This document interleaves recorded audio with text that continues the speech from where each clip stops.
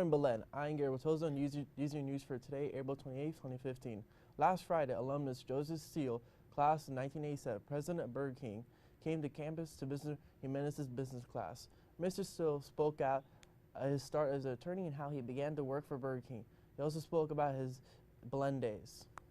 It's great to be back at school. I was a graduate of 1987, and as I come and walk through the halls of the hallowed halls of Burger King, of Belen, I get excited with the connection to the past. And I think it's very important for all the students at Belen to remember that not only do they have an opportunity here with a great school, with the education they're getting, but more than an opportunity, they have an obligation as they come out of school here, when they graduate, to go out and whatever it is that they do, whether it's in education or in politics or in business and law and medicine, whatever path you ultimately take, the responsibility that you have as a graduate of Belen, as an alumni of Belen, is huge. You need to give back to your communities, you need to serve others, and you need to do everything with excellence. And so that's our task, that's our responsibility.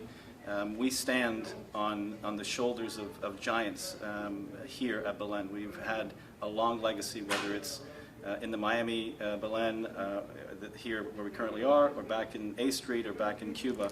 The legacy that we live on, and the shoulders of the giants that we stand on, requires us to go out and serve and do something great. Average mediocrity, just getting by, just living day to day, month to month, year to year, is not enough for a Belen grad, and that's the challenge that I would put on you and on everybody else that's walking through these hallowed halls.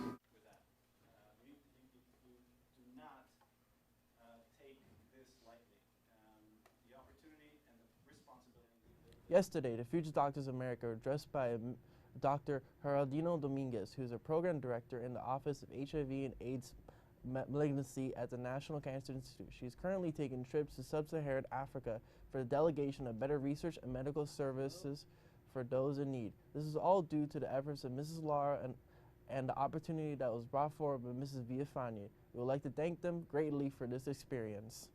English we kicked off yesterday with alumnus Alex Jaramillo, a class of 09, speaking to Johnny Calderon's class.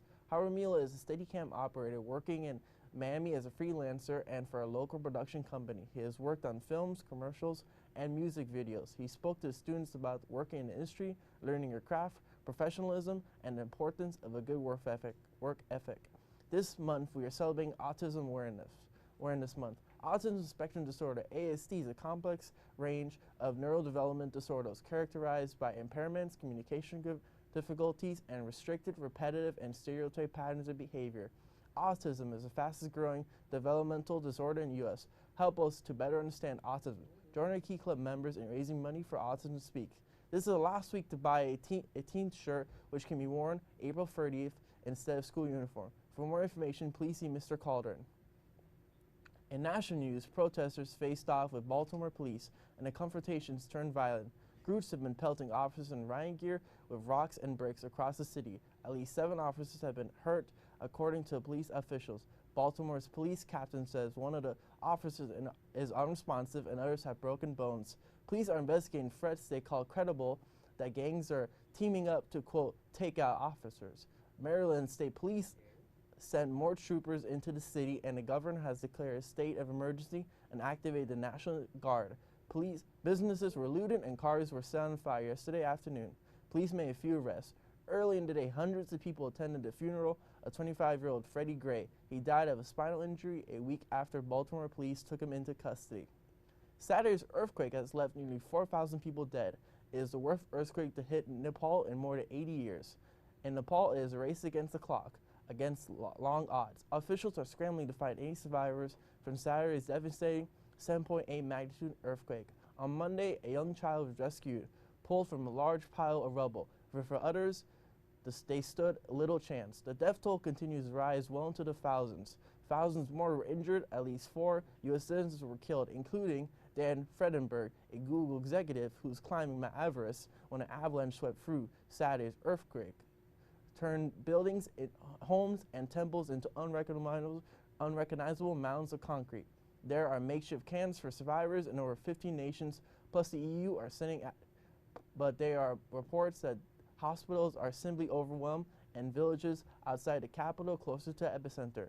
There are fears of total destruction. The financial cost from the quake could be staggering and estimated $5 billion, according to one economist. But for now, the priority remains finding anyone who could still be alive, waiting, praying for a miracle.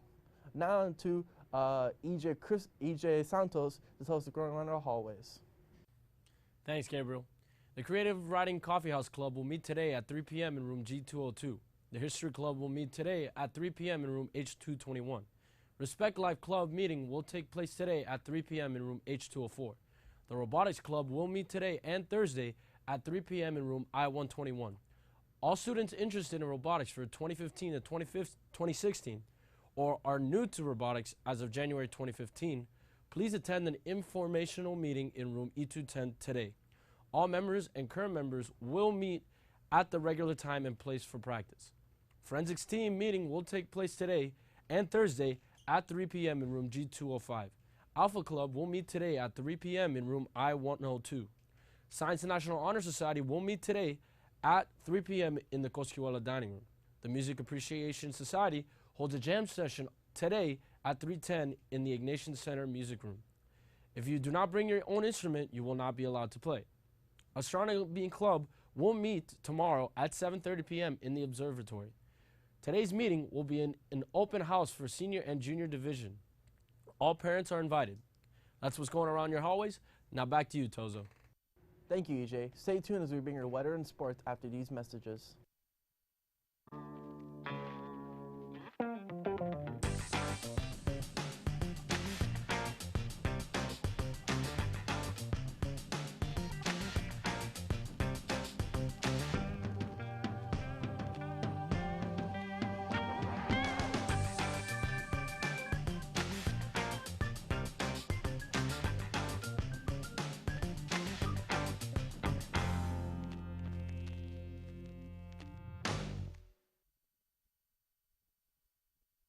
Of hail and windstorms made it hard for South Florida residents to get home and sent to running for cover. With more on weather, here's Carlos Cristobal.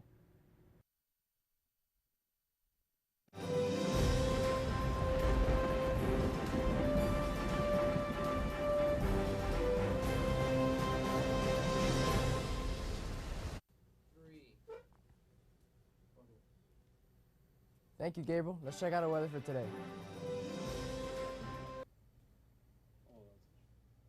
Today we're looking at a very gloomy day. There's going to be clouds all over the sky. Let's check out our highs and lows for today.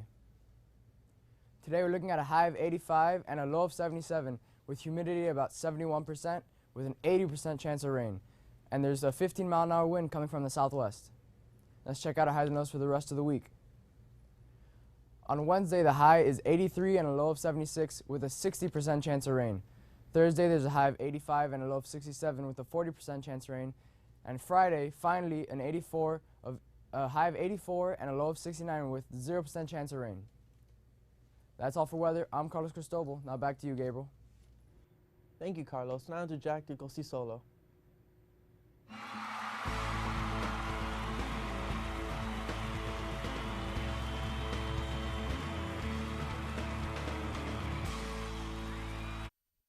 Gabriel, the Belen Middle School Gold baseball team improved its ACC record to a perfect 4-0 by shutting out St. Teresa 11-0. Kevin Martin went 4 innings without allowing a base hit and struck out 9. Dorian Gonzalez led the offense, going 2 for 3 with 3 RBIs, and Joshua Salandi went 1 for 2 with 2 runs scored and 2 RBIs. Belen Middle School Blue baseball team defeated Our Lady of Lourdes 3-1 to improve their record to record their first ACC victory after tying St. Kevin in their opener. Alex Gomez pitched 6 innings and did not allow an earned run. Roderick Gainsos went 1 for 2 with a double, and Mario Osorio had 2 RBIs. Sebastian Prieto got the save. Belen Jesuit will be hosting the District Volleyball Championship starting today at the Goizueta Athletic Center. Admission to the event is $6. At 5 p.m., Belen Jesuit versus Ransom Everglades. 7 p.m., Christopher Columbus versus Florida Christian. Tickets for the sports banquet are available for sale online at www.belenjesuit.org/sportsbanquet or in the athletic office located in the gym lobby. Tickets purchased online will be available for pickup 1 business day after they are purchased. For more information, and for those who would like to volunteer in coordinating these events, please contact Maria Consuegra in the athletic office at 786-621-4183 or mconsuegra@belenjesuit.org. That's all for sports. Now back to you, Gabriel. Students, be sure to follow us on Twitter and Facebook for all the latest news and pictures. I'm Gabriel Tozo, and have a wonderful day and stay Go Wolverines.